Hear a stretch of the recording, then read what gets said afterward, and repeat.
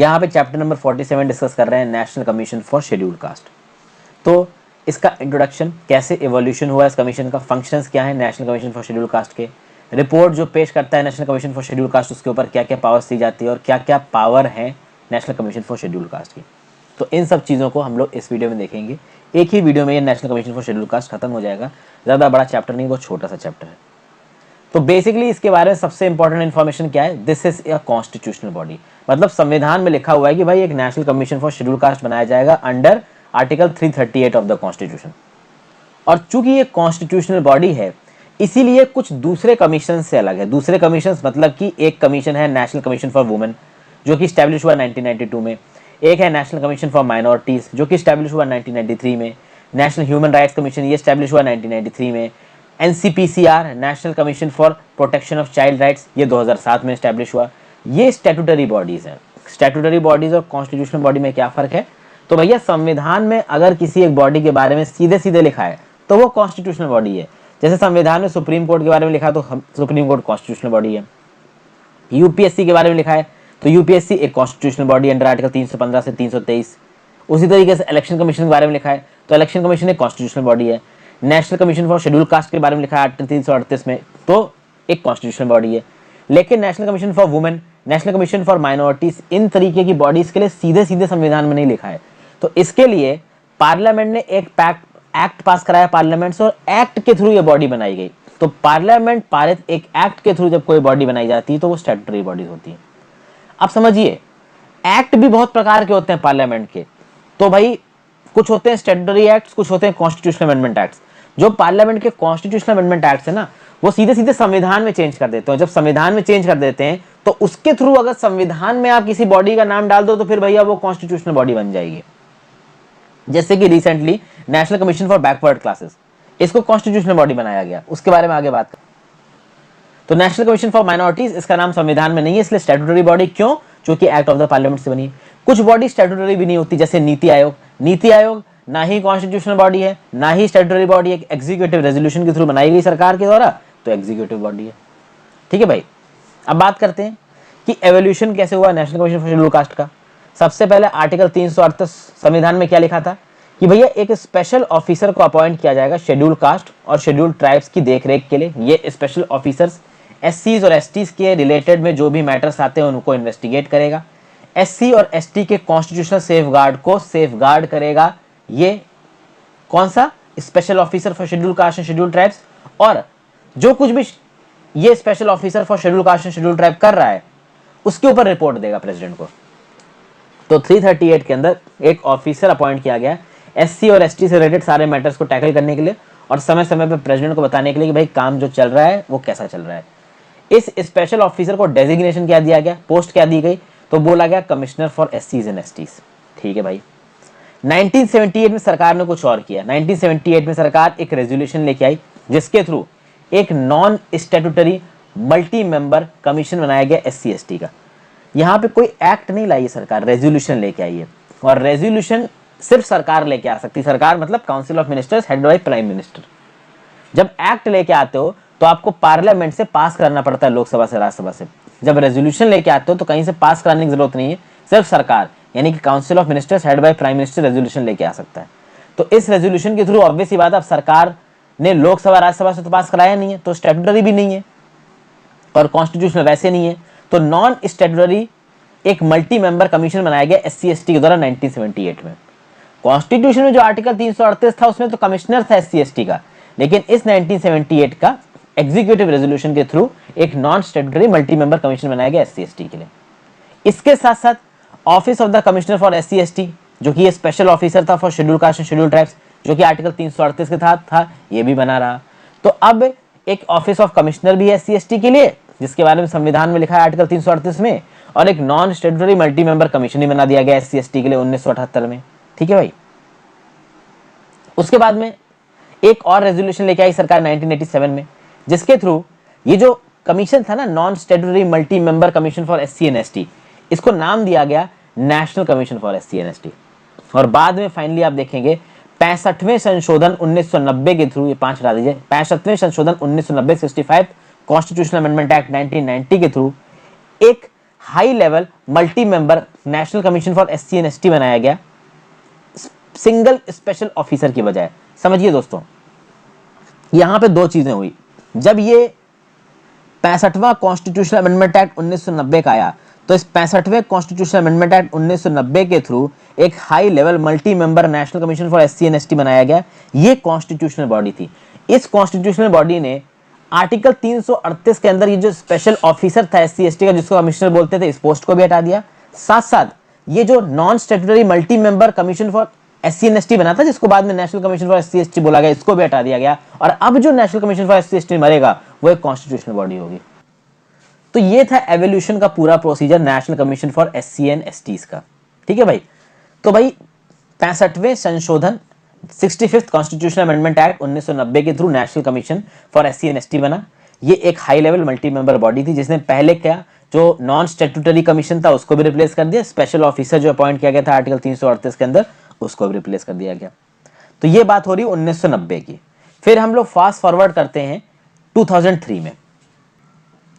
2003 में आया 89th constitutional amendment act. और 89th कॉन्स्टिट्यूशनल अमेंडमेंट एक्ट ने जो पहले कॉन्स्टिट्यूशनल बॉडी बनी थी, जिसका नाम था national commission for SC and ST, इस national commission for SC and ST को दो अलग बॉडीज में तोड़ दिया। एक बना national commission for scheduled caste, जिसका जो था आर्टिकल 338 के अंदर, और एक था national commission for scheduled tribes, जो था आर्टिकल 338A के अंदर।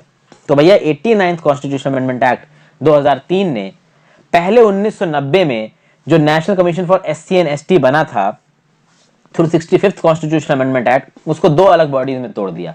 एक बॉडी बनी under article 338 national commission for scheduled cast, एक बॉडी बनी under article 338A national commission for scheduled tribes. ठीक है भाई। तो अब आप देखेंगे कि जो separate national commission for scheduled cast है और separate national commission for scheduled tribes है, ये 2004 से एग्जिस्टेंस में है और दोनों कॉन्स्टिट्यूशनल बॉडीज है। ठीक है भाई। इनमें एक चेयरपर्सन होता है, national commission for scheduled cast में चेयरपर्सन है, एक वाइस चेयरपर्सन है और 3 दूसरे मेंबर्स हैं। इनको प्रेसिडेंट अपॉइंट करता है by warrant under his hand and seal. और इनके जो कंडीशंस ऑफ सर्विस है, टेन्योर ऑफ ऑफिस है, इसको कौन डिसाइड करता है? इसको डिसाइड करता है प्रेसिडेंट। नॉर्मल का केसेस में ये जो चेयरमैन है, वाइस चेयरमैन है, मेंबर्स हैं national commission for scheduled cast के, ये अपना ऑफिस होल्ड करते हैं 3 साल के लिए। National commission for scheduled tribes अगले चैप्टर में आएगा, तो उसके बारे में वहां पे बात करेंगे। अब हम बात कर लेते हैं functions of national commission for scheduled caste. क्या काम है इनका? Monitoring and investigating all issues concerning the safeguards provided for एससीज अंडर द कॉन्स्टिट्यूशन। देखिए दोस्तों, आर्टिकल 338 के अंदर जो स्पेशल ऑफिसर बना था, जिसको आपने commissioner for the safeguard for SC and ST बोला, उसका काम भी था एससी एसटी के सेफगार्ड करना।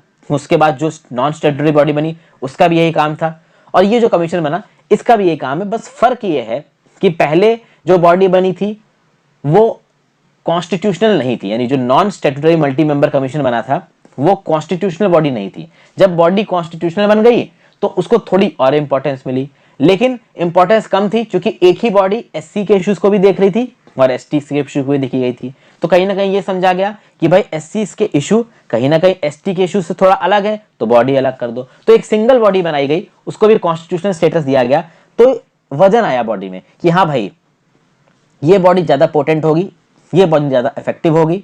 तो जो भी कंप्लेंट्स आएंगे अगेंस्ट डिस्क्रिमिनेशन और deprivation with respect to schedule caste, वो बॉडी इस बॉडी को ज्यादा तरीके से, अच्छी तरीके से हैंडल कर पाएगी। फिर ये बॉडी समय समय पे एडवाइस करेगी सेंट्रल गवर्नमेंट को, स्टेट गवर्नमेंट को कि भाई आप शेड्यूल कास्ट के डेवलपमेंट के लिए ये कर सकते हैं, उनका सोशियो इकोनॉमिक डेवलपमेंट के लिए अगर ये कर दिया जाए तो ऐसा हो जाएगा। यूनियन में, स्टेट में, उस पर्टिकुलर स्टेट की कंडीशंस के हिसाब से ये बॉडी समय समय पे अपने सुझाव देगी। ठीक है भाई। उसके बाद और क्या क्या करेगी body? To present to the president annually and at such times as it may deem fit reports upon the working upon such safeguards. कहने का मतलब ये है कि प्रेसिडेंट को समय समय पे most probably national commission for schedule cast साल में एक बार अपनी रिपोर्ट देता है, लेकिन अगर national commission for schedule cast चाहे तो हर 3 महीने पर, हर 6 महीने पर, 8 महीने पर, 10 महीने पर, जब भी उसको सही लगता है एक रिपोर्ट पेश कर सकता है प्रेसिडेंट के सामने, जिस रिपोर्ट में प्रेसिडेंट को बताएगा कि देखिए भाई देश के इस हिस्से में, देश के इस हिस्से में शेड्यूल कास्ट इतने हैं, उनके खिलाफ ये मतलब उनको बचाने के लिए ये नियम कानून है, ये नियम कानून यहाँ पे ऐसे काम कर रहे हैं, यहाँ पे ऐसे काम कर रहे हैं। तो इससे प्रेसिडेंट के पास, यानी कि कुल मिलाकर सरकार के पास इस कमीशन की रिपोर्ट जाएगी कि भाई देखिए यहाँ पे शेड्यूल कास्ट के साथ डेप्रीमेशन हो रहा है, यहाँ पे शेड्यूल कास्ट का डेवलपमेंट हुआ है, तो इससे सरकार को भी आसानी होगी अपनी पॉलिसीज को फॉर्मुलेट करने में। सरकार सोच पाएगी कि हाँ भाई इन इलाकों में डेवलपमेंट नहीं पहुंचा है तो इन इलाकों में डेवलपमेंट पहुंचाना चाहिए। तो बेसिकली सरकार को डेवलपमेंट करने में इन शेड्यूल कास्ट का आसानी हो जाएगी जब national commission for schedule cast बहुत प्रोएक्टिव तरीके से काम करेगा। और कहीं ना कहीं अगर national commission for schedule caste अपनी रिपोर्ट में कुछ लिखता है तो उसका एक प्रेशर बनता है सरकार के ऊपर, क्योंकि देखिए सरकार पॉलिटिकल तरीके से काम करती है, सरकार को हर 5 साल बाद इलेक्शन लड़ने, इलेक्शन जीतने, तो जब तक वोट नहीं देंगे लोग तब तक सरकार इलेक्शन जीतेगी नहीं। और national commission for schedule cast की रिपोर्ट पर अगर सरकार ने एक्शन नहीं लिया तो that will be a negative point when elections will happen. Opposition पकड़ के सरकार को खींचेगी कटघरे में। तो इसलिए आप समझ सकते हो कि national commission for schedule cast जो काम करता है ना, उसका काफी इफेक्ट आता है, ऐसा नहीं है कि उसका इफेक्ट नहीं आता है।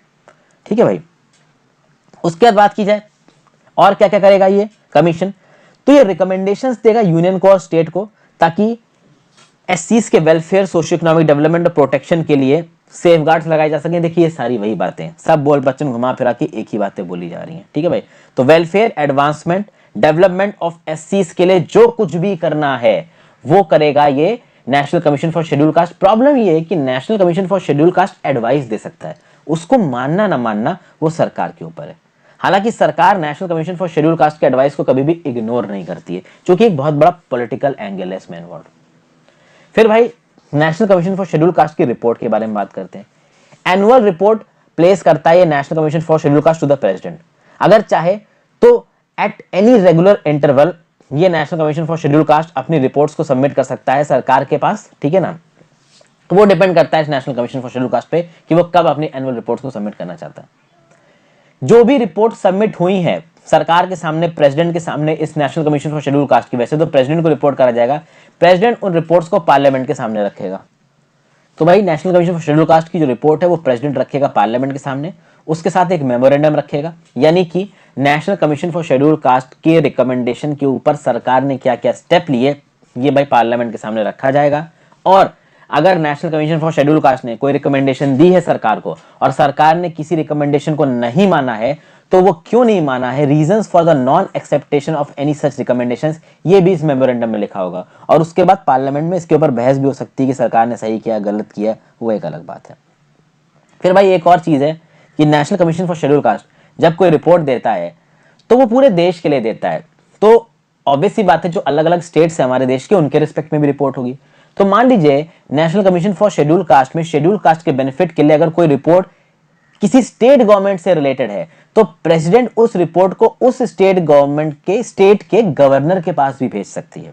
मतलब एक स्टेट में शेड्यूल कास्ट के रिस्पेक्ट में क्या हो रहा है इसके ऊपर अगर कोई व्यू पॉइंट दिया है national commission for schedule cast ने तो उस पर्टिकुलर रिपोर्ट के ऊपर प्रॉपर एक्शन हो सके इसके लिए प्रेसिडेंट उस रिपोर्ट को उस राज्य के पास भी भेजेगा। तो ऑब्वियस सी बात है राज्य के गवर्नर के पास भेजेगा और राज्य का गवर्नर फिर स्टेट लेजिस्लेचर में उस रिपोर्ट को पुटअप करेगा, ताकि उस स्टेट के लेजिस्लेचर में जो अपोजिशन है, अगर कुछ अपोजिशन मतलब कुछ गलत बोला गया है उस राज्य की सरकार के बारे में तो राज्य की सरकार को कटघरे में खींचा जा सके। देखिए दोस्तों, इन रिपोर्टों का फायदा क्या होता है, चाहे पार्लियामेंट हो चाहे स्टेट का लेजिस्लेचर हो, अगर national commission for schedule cast कोई रिपोर्ट दे रहा है तो ऑब्वियस सी बात है national commission for schedule cast उस रिपोर्ट में लिखेगा कि भाई शेड्यूल कास्ट के अगेंस्ट पूरे देश में क्या क्या अत्याचार हुए हैं, और अगर वो अत्याचार हुए हैं तो ऑब्वियस सी बात है उनके ऊपर पार्लियामेंट में और विधानसभा में बहस होगी, और जब विधानसभा में बहस होगी तो सरकार को कटघरे में खींचा जाएगा। जब सरकार को कटघरे में खींचा जाएगा सरकार प्रेशर फील करेगी और वो ऑटोमेटिकली शेड्यूल कास्ट के लिए कुछ करेगी। तो इससे जो वल्नरेबल कम्युनिटीज है ना हमारे देश की,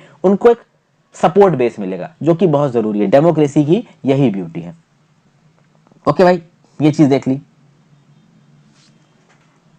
तो ये जो फंक्शन हो रहा था ना पार्लियामेंट में कि भाई प्रेसिडेंट के पास रिपोर्ट गई, प्रेसिडेंट ने वो रिपोर्ट पार्लियामेंट के सामने रखी और साथ साथ एक मेमोरेंडम रखा कि भाई हमने ये रिकमेंडेशन नहीं मानी है, इस कमीशन की क्यों नहीं मानी है, उसके रीजंस भी दे रखे हैं। उसी तरीके से स्टेट से रिलेटेड अगर कोई रिपोर्ट है शेड्यूल कास्ट की तो प्रेसिडेंट उसको गवर्नर के पास भेजेगा, गवर्नर उसको स्टेट लेजिस्लेचर के सामने रखेगा विद अ मेमोरेंडम। उस मेमोरेंडम में ये लिखा होगा कि भाई national commission for schedule cast ने स्टेट में शेड्यूल कास्ट के बेनिफिट से रिलेटेड ये रिकमेंडेशन दिए, तो हमने ये रिकमेंडेशन नहीं मानी, हमने क्यों नहीं मानी है, उसके रीजंस लिखे होंगे।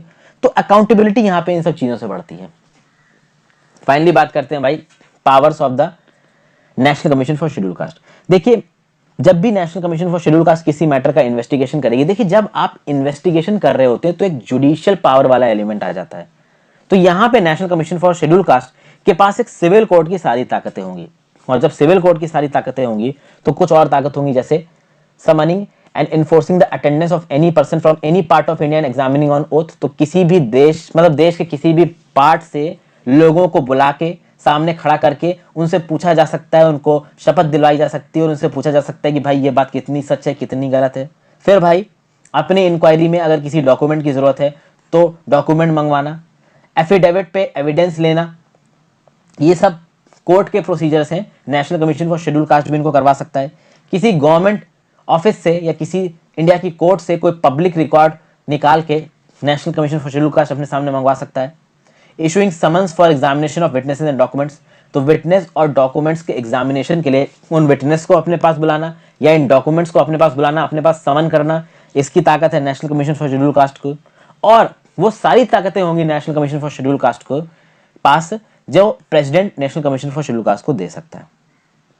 उसके बाद एक और चीज है दोस्तों, 2018 तक national commission for schedule caste के पास ये ताकत थी कि अदर बैकवर्ड क्लासेस से रिलेटेड भी जो भी सेफगार्ड चाहिए वो कौन करेगा, वो national commission for schedule caste करेगा। तो national commission for schedule caste के पास शेड्यूल कास्ट के इंप्रूवमेंट की तो ताकत थी ही थी, जो अदर बैकवर्ड क्लासेस हैं उनके लिए भी यही फंक्शन डिस्चार्ज करने वाली ताकत भी किसके पास थी, एनसीएससी के पास, यानी national commission for schedule caste के पास।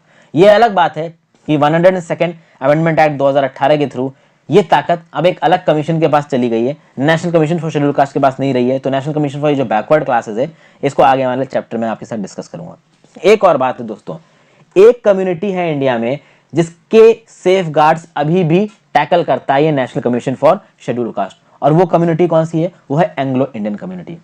एंग्लो इंडियन कम्युनिटी के सेफगार्ड्स के लिए जो कुछ भी सेफगार्ड्स आप शेड्यूल कास्ट के लिए कर रहे हो, वही सेफगार्ड्स अगर एंग्लो इंडियन कम्युनिटी के लिए करना है तो कौन करेगा, national commission for schedule caste करेगा। तो national commission for schedule caste के पास वो सारी ताकतें हैं to investigate all matters related to constitution and other legal safeguards for the Anglo-Indian community and report to the president upon their working।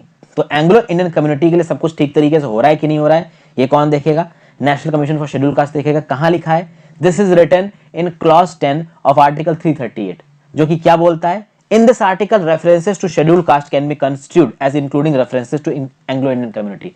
So if something bad has happened to Anglo Indian community, उसकी inquiry कौन करेगा, national commission for schedule caste. So thank you for watching this video. जल्द ही अगली video में आपके साथ मिलूंगा national commission for schedule tribes लेके। Have a great day, goodbye. Video को लाइक और शेयर किए बिना मत जाना, चैनल को सब्सक्राइब कर लो नहीं किया है तो।